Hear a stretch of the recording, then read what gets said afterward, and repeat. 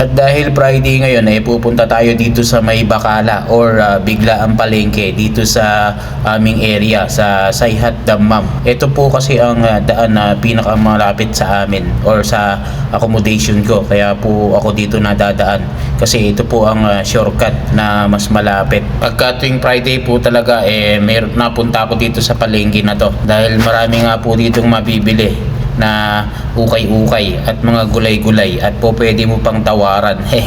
Kumbaga yung halagang 20 real mo madami na pong mabibili dito kasi nga po mura at nakakatawad pa.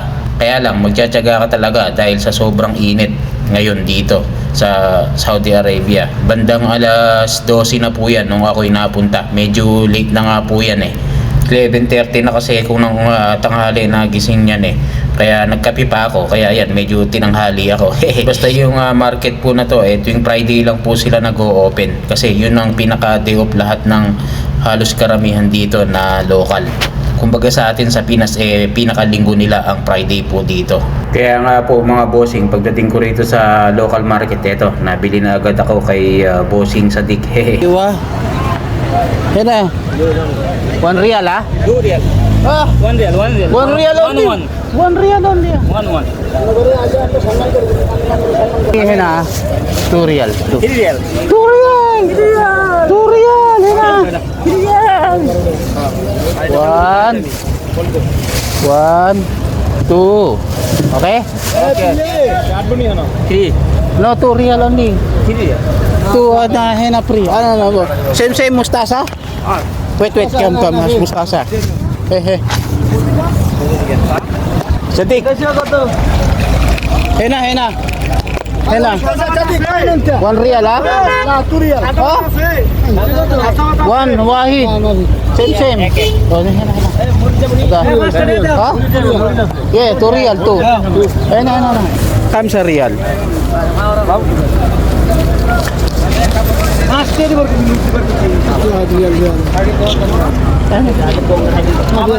Aywa.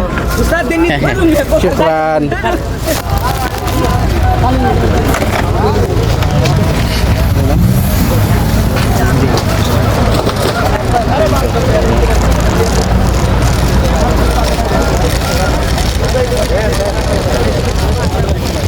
Baby fish.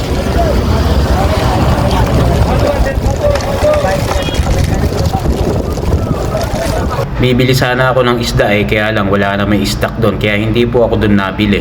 Hanap na lang po ako ng iba.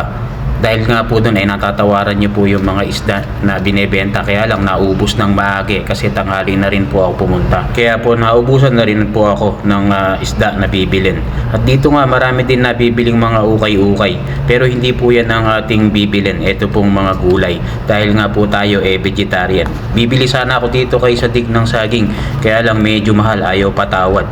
Kaya naman hanap pa ulit ako ng iba.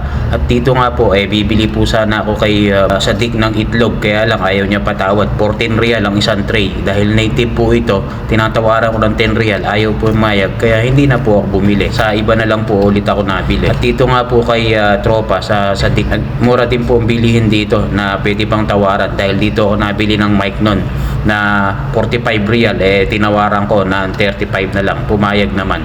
At dito nga po ako nabili ng saging at mga gulay dito po sa maramihan na to. Kaya lang nung ako po namimili na ng gulay dito bigla na lang pong ayaw nang gumana ng aking cellphone, naghang po dahil sa sobrang init dito nga po sa palengke na to. Kaya pagdating ko ng bahay, dito ko na lang po ipapakita sa inyo yung aking mga nabili. Talagang 5 real, 5, 10, 15, ito 17 to 18 and 1 real. Binigay na sa akin lahat to, yung alugbati. Ito naman mix na kalabasa, ampalaya, upo, okra, tsaka kamatis. Ayan, may kasama pa na ito, capsicum. So, talaga ka na lang to, 5 real. 18 real lang, solve na, dami, di ba? Din lang, salamat, love you all.